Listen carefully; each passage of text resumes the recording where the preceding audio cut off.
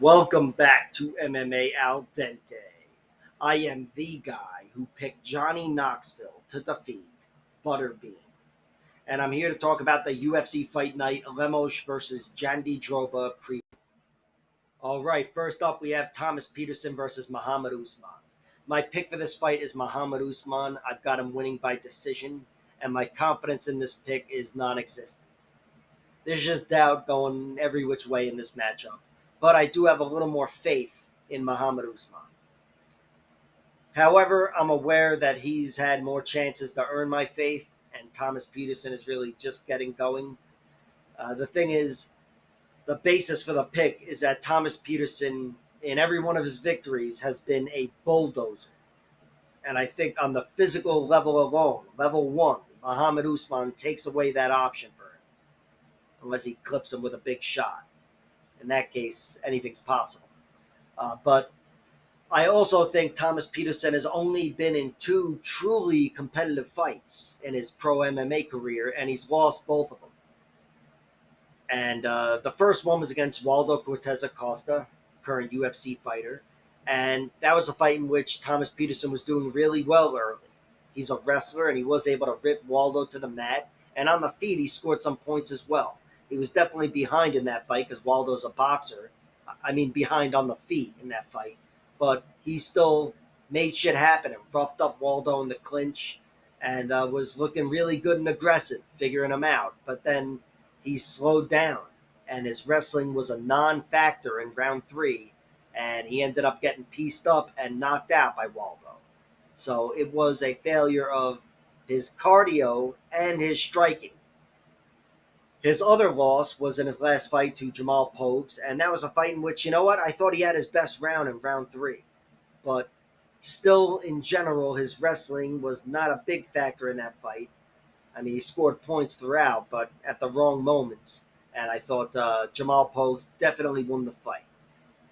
But again, it was good that he didn't completely fall apart in round three in a fight that was not going his way. Still, though, he hasn't earned my faith because he just hasn't fought the level of opposition to earn my faith.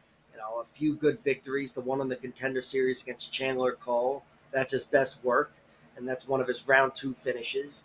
But he's a guy that's a seek and destroy fighter. Two victories that I've seen are straight lefts, but the majority take place on the ground, and he's a seek and destroy bully ground fighter. And again, I just think that's a pretty tall order when you're fighting a heavyweight bowling bull in Muhammad Usman. So I still think it'll be a close fight. The fight I envision is close for Muhammad Usman. I actually think if Thomas Petersen was the win, it could be a more dominant fight. But here, despite them being heavyweights and all the rest of it, I envision a tight fight that goes the distance. Muhammad Usman has proven to be a good neutralizing type of fighter. He's a guy who I think is very capable of being destructive, but he's got his own concerns, I'm sure, with his gas tank, and he manages his cardio very well. And on the feet, he's no slouch. He's definitely not a perfect striker, and he's vulnerable there. Been hurt a few times, which I'll get to. But he's still got some sharp strikes. I think he can win this fight with his jab, which is pretty sharp. And also, I should have mentioned, he's got 5 inches of reach on Thomas Petersen, unless Tapology got that wrong. But he should have a distinct reach advantage. And I think he's got the sharper striking in general. Again, none of these guys are fucking Adesanya, but still, between two sloppier guys, one of them's got to be sharper, and I think it'd be Muhammad Usman. But I do think Thomas Petersen is more aggressive, and I also think Thomas Petersen has that wrestling going for him, where even if he's not able to win to take down Muhammad Usman easily, it brings a different kind of pressure, and it can open up opportunities for Thomas Petersen on the feet, and of course striking his way into a clinch, which could work for him. But again, I think it's a pretty tall order to bully around Muhammad Usman like that. As for Muhammad Usman's losses, he lost 3 times to. He was finished once against Brandon Sales. That was a fight in which he was clipped with a few checked right hooks and dropped. He was definitely rocked before he got finished. And then he was overwhelmed on the ground and choked out. His other two losses are against Mick Parkin in his last fight, and way back when to Dontel Mays, longtime UFC fighter. I wasn't able to see the Dontel Mays fight. By the way, if you know where I can find it, let me know. Although I'm not buying any fucking DVDs or whatever. But I did see, of course, his fight against Mick Parkin. And while I did think he lost rounds 2 and 3, and I thought it was a 29-28 decision, I don't think his cardio failed him in that fight. But he allowed himself to be slowed down, chopped down a little bit, and outpointed. And that's another worry in this fight. I just think it's a fight between two guys. Neither one of them has given me too much reason to have so much faith in them. And of course, I'm looking to learn more about both fighters. Frankly, Usman's been around for some time, and of course, I remember him on The Ultimate Fighter. But Thomas Petersen, he's just getting going here. So that's really what scares me and what gives me pause in this matchup. Thomas Petersen, he's still got a high ceiling, I should say. But again, the two really relevant fights and competitive fights he's been in have been defeats. So there's doubt there as well.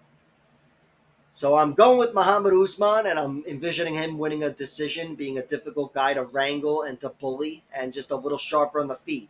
But he's been clipped a few times. Even Junior Taffa hurt him, and of course Brandon Sales clipped him with those shots. And his striking is not that sharp, even though I think it's the sharpness might be the difference in this matchup. So there's just a doubt all around. Still, Muhammad Usman, and I'll go with him winning by decision. That's the pick. As for the bets, they don't exist right now. I'll wait for the props and see if anything jumps out to me. But right now, with staring at razor thin money lines, I think I know where I stand, and I'm staying away from this because if my heart was into it, I would have had bets placed already. Up next is Luana Carolina versus Lucia Pudilova. My prediction for this fight is Luana Carolina wins by decision. But what I'm most sure of is the decision part. I do think this will be a close fight, but the basis for my pick is that Luana Carolina, I think, is a little stronger on the inside, and I think should Lucia be going for takedowns, which I think, frankly, either girl could benefit from timely takedowns here. But if Lucia is going for him, I think Luana will be able to fend him off. And on the outside, even though she's 2 inches shorter, she's got a small reach advantage. And I think with her agility, she'd be able to win the outside striking battle anyway and out joust Lucia. And I don't mean win the jousting battle with jabs. I mean with those fucking kicks she throws, those oblique kicks or whatever. I don't even know what a fucking oblique kick is. But I know Luana Carolina does, and she knows how to throw them. So I slightly favor her to win. But I'm aware that both these girls are round 3 fighters, so any potential advantage for either girl is at the very least neutralized in this matchup. I don't think either girl is going to totally take over. Whereas in Luana's last fight, I was very sure if it hit round 3, she was going to take over, and she ended up getting a last-minute finish there.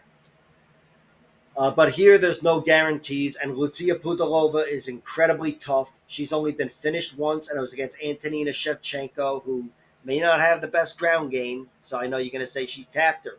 But still, that's the only time she's been finished, and she didn't tap. She went to sleep. So, if nothing else, it speaks to her toughness. That was a technical submission loss. But still, she does have 8 other losses because she is physically dominable. And I do think that's ultimately going to be what costs her here against Luana Carolina. Although Luana Carolina is a different physical force than somebody like Eileen Perez. Totally different tactics there. But I still think in general, Lucia Pudilova's physical weakness could be the difference here. Luana Carolina's got 4 losses herself. She's been finished twice. To Molly McCann with the spinning back elbow and Ariane Lipsky with that violent knee bar. And while Lucia Pudilova's got skills everywhere, she doesn't have the physicality to pull off either one of those finishes. I'd be very surprised if she finished Luana. Luana does have 2 other losses, and they're by decision. She lost to Joanne Calderwood, or Joanne Wood, whatever. And that was a fight that was pretty close.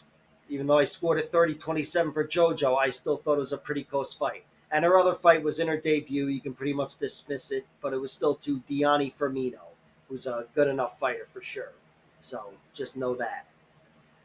But again, in the end, what I'm most sure of is that this fight goes the distance, which is why I probably should have bet on the over, but it's sitting at over 4-1 odds. So I I haven't pulled the trigger on that, but I have put a small bet on Luana Carolina because the odds are tempting enough. These are pretty much toss-up odds, and I do favor Luana Carolina, even though it's a slight lean.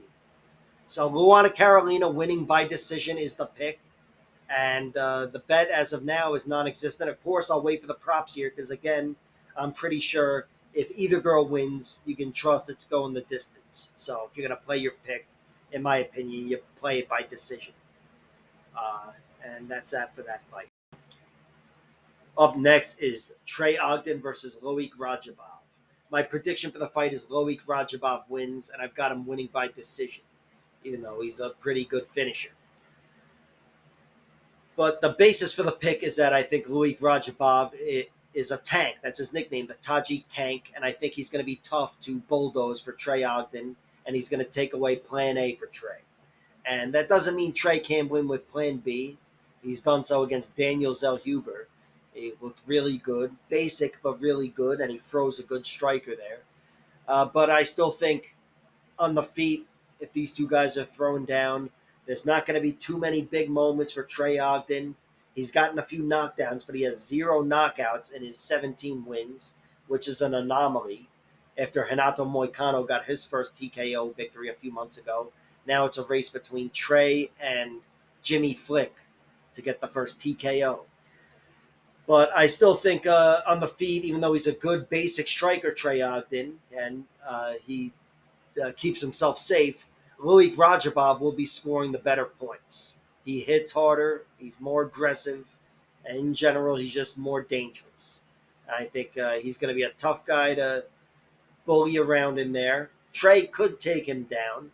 Trey's not a bad athlete, and he doesn't have bad wrestling, but I envision Loic Radzhabov taking that away from him, and then on the feet, being a little too much with aggression and power, that Trey Ogden can outpoint him with his cleaner fundamental striking like he did to Daniel Zellhuber. Loic Radzhabov does have 5 losses, 1 by TKO and 4 by decision. He's got the 1 TKO loss and his last loss to Mateusz Rumbeszki. Rumbeszki got him out of there in round 2 with a big punch, but it was really leg kicks that did him in. And leg kicks are the primary weakness of Loic Radzhabov, standing. They've been there for him. Again, Rumbeszki, that's how he won the fight. And also Raush Manfio and Natan Schultz in PFL championship fights were able to score some valuable points with leg kicks and really have him hurt. Although Natan Schultz also scored a lot of great points on the ground. But still, he's a guy who stood tall in those fights. You know, his legs being compromised and being out grappled, and those were 5-round fights, and he still stood tall and made it to the final bell. The one guy to get him out of there is Rumbeszki, and despite the loss to Carlos Diego Ferreira, Rumbeszki still has a lot of promise. As for his victories, he's got 8 TKOs, Radzhabov, or knockouts, and we saw him get that beautiful comeback knockout over Abdul Karim Al Sawadi in his last one, showing he's still dangerous in round 3. Uh, he's got 5 submissions, though, which on paper, I hate that expression, but I use it. On paper, that's the primary threat to finishing Trey Ogden. He's been tapped 3 times.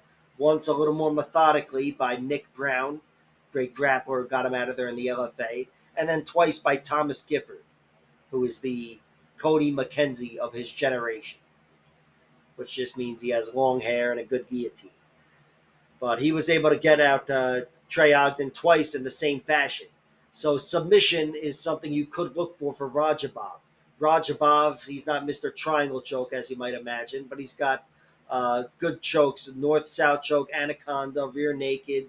He's one of those tanks, the Jeff Monson route.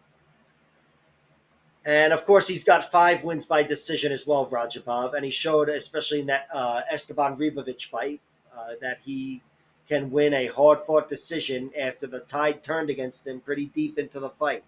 At the end of round 2, he was badly hurt, nearly crippled, and he got up, and in round 3, came out like a bat out of hell and reclaimed control of that fight. And Ribovich is a good fighter, too, so that win will get better with age. But Trey Ogden, he's still looking for that first TKO victory again. It's him versus Flick. He does have 11 submissions in his 17 wins, and the other 6 are by decision. He's a good submission fighter, but he showed again in his last fight against Kurt Halabaugh that he can be the neutralizing blanket on top. And that really should be his primary goal here against Radzhabov. Not to take him down and advance methodically, but to, if you get control of this guy, just to keep him down there and try to slow the fight down. He has, again, the 3 submission losses that I mentioned, and then the other 3 losses are by decision. He lost twice in the UFC and once earlier in his career, way earlier, to this guy, Ryan Walker. But the 2 losses in the UFC have been to Ignacio Bahamondes and Jordan Levitt. Bahamondes came out being the more sophisticated striker and really thwarted him, kind of like he did to Daniel Zellhuber. And Jordan Levitt also beat him by decision. That was a grappler versus grappler fight, but on the feet, Jordan Levitt was able to score points, took a whole round just by throwing oblique kicks, and Trey Ogden couldn't figure him out. So that wasn't the best look overall. I don't know if I mentioned, but Trey has a few knockdowns I've seen, one of them in which he tapped out TJ Brown, current UFC fighter, I believe, maybe former, I don't know. But Trey was able to get a sub there only because he hit him with a stiff jab. So it's not like he's got nothing on the feet, but the danger factor is just not there. You know, he's gotten a few big moments throughout his career, but he shouldn't be landing the more forceful shots against Radzhabov. And in tight, Radzhabov's a tank. It's a pretty tall order to bully that guy around. And I'm thinking Radzhabov is able to keep this one standing, maybe even get on top of Ogden. Because Radzhabov, he could use his grappling well here. You know, I know he probably knows Ogden is a grappler, and maybe he wants to keep this one standing. But depending on how the fight goes, and of course, anything can happen. But if he finds himself on top of Trey Ogden, that's a winning position for sure. Trey Ogden, his submissions come from top control. I don't know if he's got any that are triangle chokes or whatever. But a lot of them are top control submissions, arm triangles and rear nakeds. And I should mention, he had that finish against Nicholas Mota a few months ago, but whatever. The ref blew that one. So I do think Radzhabov should win this fight. I'd slightly favor him in any sort of fight, grappling or striking. I think if Trey Ogden is going to win this fight, he's got to get on top of Radzhabov and slow the fight down. So Radzhabov by decision is the pick. I have bet on Radzhabov at minus 115 toss-up odds, but I will wait for the props as well.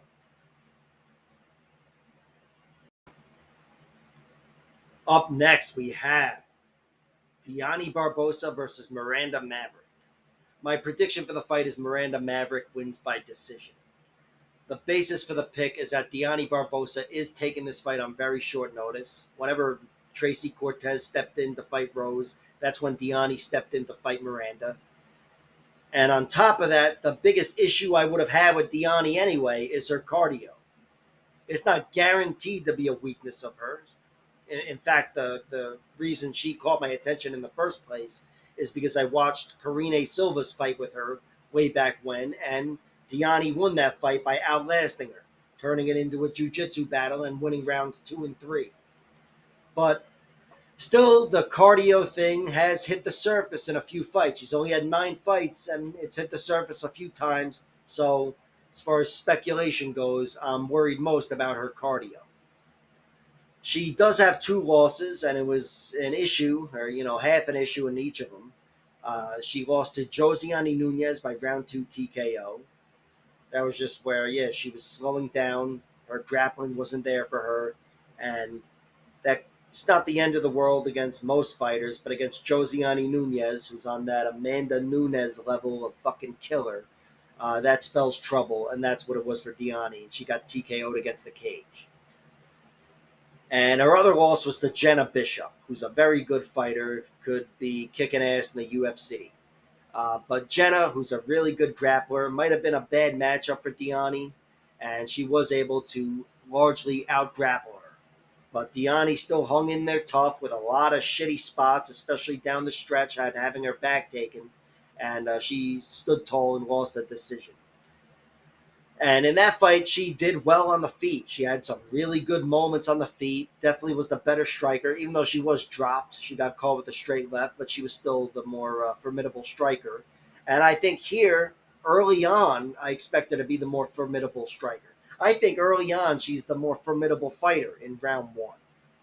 She's a grappler first and foremost, but on the feet, she's pretty damn dangerous.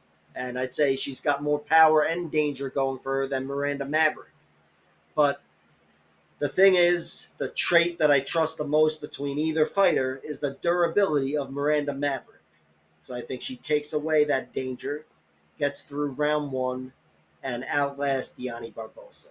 Whether that's outstriking her on the feet or stuffing her guard, which could be the way to go for Miranda Maverick. And Miranda, she's stronger than your average fighter, which is probably stronger than your average woman to begin with. Miranda is super strong. And I think she could be tough, especially down the stretch as Diani's fading a little bit. Really tough to control and maneuver. So I think Miranda, she gets past round one, she should be winning this fight. Miranda does have 5 losses. I may as well mention them for a second. All 5 of them are by decision, and they're all to UFC level fighters. She lost to Brogan Walker and Deanna Bennett in Invicta, and she lost in the UFC to Macy Barber, bullshit, Erin Blanchfield, and Jasmine Jasdavicius. That's a loss that seems to have gotten better with age in the last year and a half, year that it's been. But Miranda is on a full camp. She's a good, well-rounded fighter. She's got one TKO victory, which was a doctor stoppage, so she's not much of a threat there. And I'm mentioning all this because should Diani fade, a finish is possible. But Miranda does have 7 submission victories. I think it's going to be pretty tough to submit Diani Barbosa again, especially having watched Jenna Bishop, who's a very good grappler, all over her in a fight that wasn't going her way. So I think for her to get finished, it would have to be due to the circumstances, her taking this fight on a dog shit notice. But I'm still picking Miranda to win a decision here. Miranda by decision is the pick. I have bet on Miranda Maverick, but again, I'll wait for the props. Up next, we have Cody Gibson versus Brian Kelleher. And my prediction is Cody Gibson wins, and I've got him winning by decision. But I have no confidence in the decision part. I'm more sure that he's going to win the fight. And that's because Brian Kelleher has been finished quite a few times, mostly by submission, which is really what I'm worried about. But he's also been finished twice by knockout, even though it's only twice and they are to killers. John Lineker in the final minute of our 15-minute fight and Cody Garbrandt in his last fight. It is still a 37-year-old, almost a 38-year-old, coming off a knockout loss. So there's a little doubt on that front. But the fight I'm envisioning is a decision where Cody is just the sharper striker with a little more volume and a little more energy altogether, and he's going to be able to outpoint Brian Kelleher on the feet. I also think he could stand to gain from mixing it up on the ground, but he's got to watch out for the guillotine. That's one of the big factors here. Brian Kelleher's got an incredible guillotine. It's been responsible for a lot of his bigger victories. And Cody Gibson, he's got 4 submission losses, and 3 of which come by guillotines. They're generally good fighters, and they are generally down the stretch. But still, Brian Kelleher's got a killer guillotine, and it's always a threat. I mean, he got Julio Arce out of there with a guillotine in round 3. So, Cody's got to watch his neck for sure in this fight, because if he leaves it hanging, Brian Kelleher can end it in a second, kind of like Manny Gambirian did. But still, Brian Kelleher is the guy that's been submitted 8 times in his 15 losses. He's been submitted going way back when to over a decade ago, submitted in the beginning of his career a few times. And then since making it to the higher level, he's been caught in the UFC by really good grapplers. Montel Jackson, all right, maybe not the best grappler. That's his one submission victory, but he's a very skilled fighter. He got him out of there with a Darce. Cheeto Vera got him with an armbar. I was there for that fight. And then he lost by submission recently to Mario Batista and Umar Nurmagomedov. The same exact time, pretty much. Smoked him in round one. So these are very good fighters, but still, it does speak to a submission hole there, and that will be here in this fight as well. So he's got to worry about getting sub. Because Cody Gibson, even though he's got more TKOs than submissions, he's still a submission threat, a viable submission threat. He's only got 4 in his 19 victories, but he got it in his last victory over Francisco Rivera, and that's a former UFC fighter. Maybe not the most refined grappler, but still, that's a good victory, and that was a deep submission. But again, in general, I would trust Cody to win this fight altogether. I would trust his money line more than I would any prop. Although, if the submission odds are long, I'll bet on it, frankly, for either guy, because I think that's a factor in this fight, much more than knockout. So Cody Gibson winning by decision is the pick. I think Brian Kelleher's best days are behind him, even though he's only a year older than Cody Gibson. I think he's just on his way out, frankly. I think this will be a much more winnable matchup than some of his more recent matchups, Umar and Mario and even Cody Garbrandt, that is. But Cody Gibson here, I still consider to be better than him at this moment, and I think he could be handing Brian Kelleher his walking papers. Cody's coming off of 2 decision losses to Miles Johns, in which Miles really neutralized him. Miles, being the wrestle boxer with sharp striking and good power, was able to thwart him. And Brad Katona, in a fight that was really close, was able to beat him in a war and another Ultimate Fighter finale classic. So he's got his back against the wall as well, but the difference is he hasn't been finished in a long time. He's never been knocked out, and the last time he was submitted was 7 years ago. So momentum's with Cody, and that is the pick. Cody Gibson, I'll go with him winning by decision, but I don't even know. This one, I'm not going to wait for the props. I'm just playing Cody Gibson's money line at 2-1 odds. Up next, we have Hyder Amil versus Young Lee. My prediction for the fight is Young Lee wins, and I've got him winning by decision.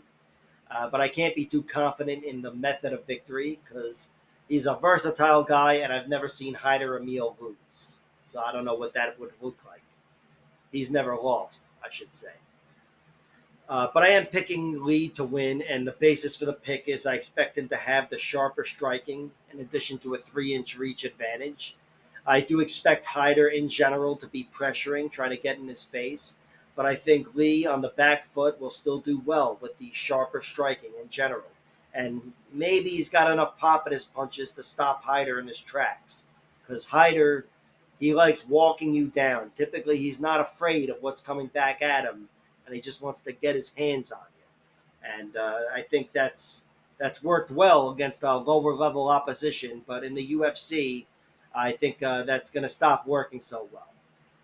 He ended up getting a victory over Fernie Garcia in his debut, and he looked good there, but I think they might have both taken that fight on very short notice, but definitely Fernie took it on very short notice, and he moved up in weight. It was just a tough matchup to begin with, but Hyder went through him. Young Lee, he's 2-0 in the UFC now. Got a really impressive win over Blake Builder. I was a little worried about the wrestling of Blake's in that fight, and it was a non-issue. Young Lee got the better of him everywhere and looked really good. His fight before that was his UFC debut where he beat Jia Yi by split decision. That was a really close fight. Could have gone either way, and he was controlled and definitely, it could have gone the other way. But I thought Young Lee won, and he did well enough defending takedowns in that fight. Showed he could do that for 15 hard minutes. He's got one loss, and that was to this guy, Si Young Kim. I was able to see that fight. It's a 2-round fight. I don't know why, but 2 rounds. And he lost a striking battle there. But that's to a guy with a weak chin, and I think it was made weak by Jung Young Lee in the rematch, where he cracked him and knocked him out in the first round. He does have 3 submissions. Jung Young Lee, I believe they're all arm bars, and 2 of them come within 30 seconds or so. And the last of which is over a good fighter, Bin Ji. And that was on the road to UFC. Just locked up an armbar within seconds after being taken down. So the danger is there for him, and that's what gives me pause in, betting on any prop, like a decision. That's my official pick, just because I want to give you the pick. But yeah, I can't trust how a win would look for Lee, or how a loss would look for Hyder, especially a loss for Hyder. No idea what that's going to look like. But I am going with Jung Young Lee. Again, I think he's got the sharper striking. I think he's the bigger man in general. He's going to be tough to bully around. This isn't Fernie Garcia. And Hyder Amil, I think his, pressuring style and bullying style, it's going to run into a wall sooner or later, and I'm picking it to be this fight. Hyder, he's got 9 fights, not so experienced, but he's been fighting for a long time, so he's perhaps more seasoned than meets the eye. So I don't think he's going to fade as much as other uh, fighters, 9-0 fighters and unknowns and whatever. I think Hyder Amil will have a lot of solid intangibles just from being part of that scrap pack with Gilbert Melendez. But I'm still taking Jung Young Lee to win. He's got a little more promise, in my opinion, and a lot of that's due to him being 28, but a little more going on technically as a fighter, and I think he gets the better of Hyder Amil here. So Jung Young Lee wins by decision is the official pick, and again, not going to wait for the props for this one because I wouldn't even know which way to go. Like, share, subscribe, all that horse shit, and check out my other videos.